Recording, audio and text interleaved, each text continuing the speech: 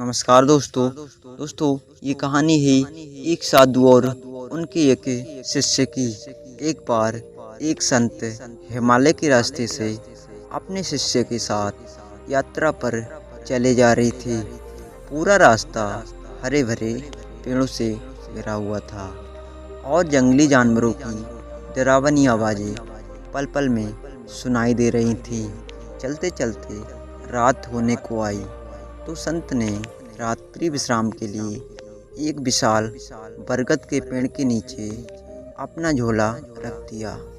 पास ही बहती नदी में हाथ मुंह धोकर संत एक पेड़ के नीचे संध्या पूजा में लीन हो गए।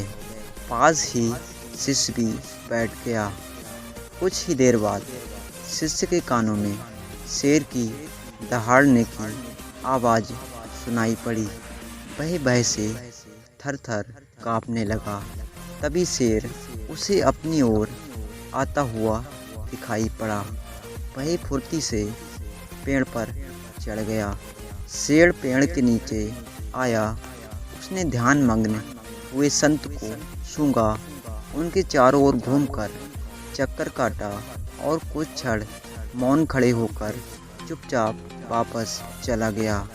मौन साधे सारा दृश्य पेड़ पर चढ़ा हुआ सिर्फ देख रहा था। कुछ देर बाद संत का ध्यान टूटा।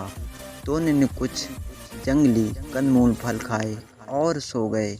सुबह में नित्य कर्मों से निपटकर संत ने अपने गंतव्य की ओर चल पड़े।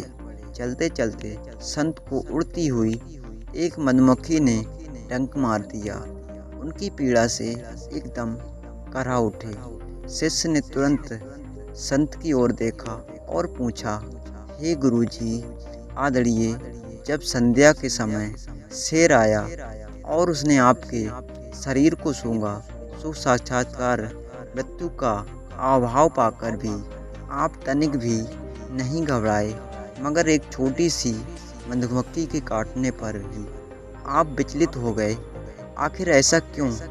ये सुनकर संत ने शिष्य से कहा, जिस समय मैं ध्यान में था तो ईश्वर के साथ था। ईश्वर के साथ होने पर फलक किस बात का डर, कैसी चिंता। हाँ, इस समय तू मेरे साथ है, इसलिए मेरी चीख निकल गई।